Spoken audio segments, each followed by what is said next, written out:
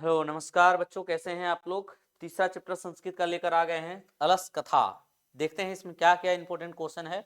चलिए देखिए, चारों आलसियों को कैसे बाहर किया गया है। पैर पकड़कर, हाथ पकड़कर, केस पकड़कर, बाह पकड़कर, केस पकड़कर घसीट कर बाहर किया। ठीक है। कति पुरुषा सुप्तासन चत्वारः, चार पुरुष वहां पर सोए हुए थे। ये चारों घनघोर आलसी थे। घनघोर क्या थे? ये चार आलसी थे। आलसियों का भोजन वस्त्र देख करके वहां पर धूर्त लोग भी आए हुए थे आलसशाला में। ठीक है। ये सब विधि व्यवस्था किसने करवाया था? तो मिथिला का एक मंत्री था। मिथिला का मंत्री था। उसका नाम क्या था? वीरेश्वर। वीरेश्वर था। वो बहुत बड़ा दानशील आदमी था, दानशील कारुणिक आदमी था।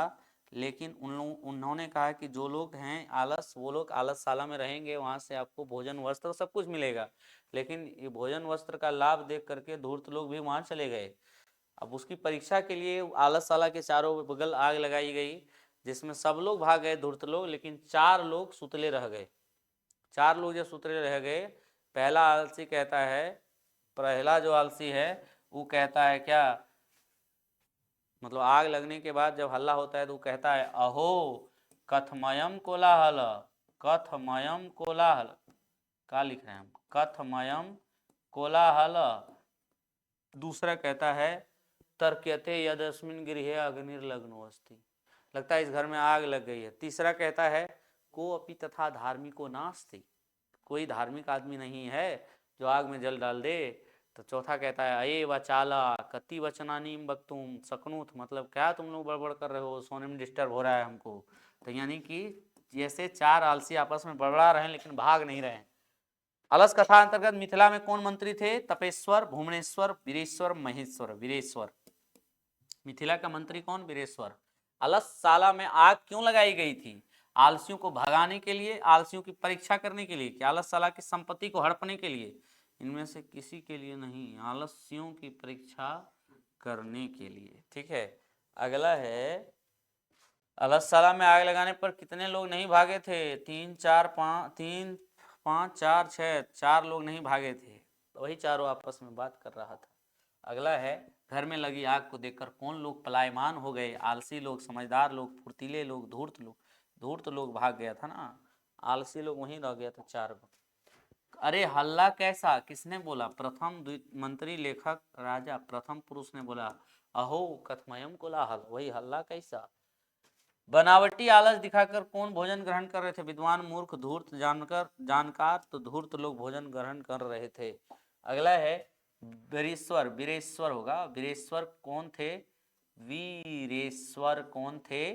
मिथिला का राजा, मिथिला का मंत्री, मिथिला का राजकुमार, मिथिला का संतरी। संतरी नहीं, मंत्री। ठीक है। अगला है, संसार में बच्चों का सच्चा रक्षक कौन? माता, पिता, भाई, बहन। तो माता। ठीक है। ठीक है, माता अच्छा रक्षक होता है संतान का। अगला है, मैथिली भाषा के कवि कौन है? प्रेमचंद, दिनकर, मैथिली शरण गुप्त, विद्यापति। विद्यापति है मैथिली भाषा के प्रमुख रचनाकार। स्त्रियों का रक्षक कौन? पुत्र, पति, माता, पिता। तो स्त्रियों के रक्षक कौन है? पति। अगला है, आलसियों को प्रतिदिन इच्छा भोजन कौन दिलवाता था? विद्यापति। वीरेश्वर आलसशाला का कर्मचारी, मिथिला का राजा। वीरेश्वर दिलवाता था। कौन? वीरेश्वर। अगला है, तुष्णिम कथम न तिष्ठत, किसने कहा? चौथा आलसी ने कहा अये वचाला कति वचनानि वक्तुम तुष्णिम कथम न तिष्ठत, तुम लोग कहीं कहना चले जाते हो, चल जाओ। ठीक है। अगला है, इस संसार में आलसियों का रक्षक कौन है? जननी, कारुणिक, पति, धार्मिक। कारुणिक आदमी है आलसियों के रक्षक। अगला है, सबसे बड़ा शत्रु कौन? क्षमा, आलस, क्रोध, लोभ। आलस है सबसे बड़ा शत्रु कौन? आलस। अगला है, वास्तविक आलसियों की संख्या कितनी? 5 4 3, तो यहाँ पर 4 हो जाएगा। 6 था, 4 हो जाएगा। अलस कथा पाठ के रचयिता कौन है? विद्यापति, महात्मा विदुर, कृष्ण। इनमें कोई नहीं, महात्मा विदुर नहीं, विद्यापति हो जाएंगे अलस कथा के रचनाकार। अगला देखेंगे, नीतिकार आलस को क्या मानते हैं? गुण, शत्रु, मित्र, धर्म। शत्रु मानते हैं आलस को। क्या मानते हैं? शत्रु। आलस्य वीरेश्वर कैसा था? ईमानदार, भ्रष्ट, दानशील, धनी। दानशील था वो। ठीक है। वीरेश्वर कैसा आदमी स्वभाव का था? दानशील। अगला है, अलसशाला में आग किसने लगाई? आलसियों ने बृहस्पति मंत्री आलसशाला के कर्मचारियों ने विद्यापति आलसशाला के कर्मचारियों ने आग लगाया था आलसियों की परीक्षा के लिए। अगला है कौन आलस का बहाना बनाता है? धूर्त, मित्र, शत्रु, दानव। तो धूर्त लोग आलस का बहाना बना रहा था, है ना।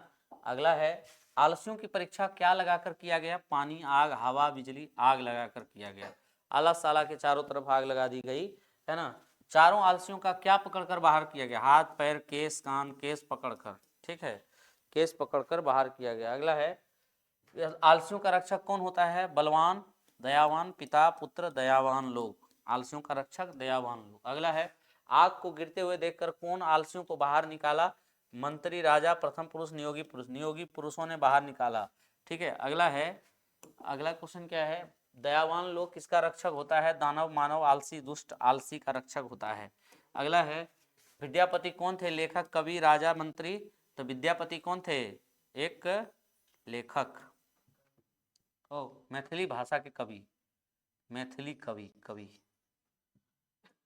मैथिली कवि। पुरुष परीक्षा के रचनाकार कौन है? वीरेश्वर, विष्णु शर्मा, विद्यापति, चाणक्य। पुरुष परीक्षा जो रचनाकार है विद्यापति हैं। अगला है पुरुष परीक्षा ग्रंथ में किसके गुणों का? दानव, मानव, देवता, पशु, मानव के गुणों का वर्णन किया गया है। अगला है पति किसका रक्षक होता है? स्त्रियों का, पुत्रों का, भाई का, बहन का। तो स्त्रियों का रक्षक होता है पति। ये भी हो गया समाप्त। इसमें आज वे थैंक यू, जय हो।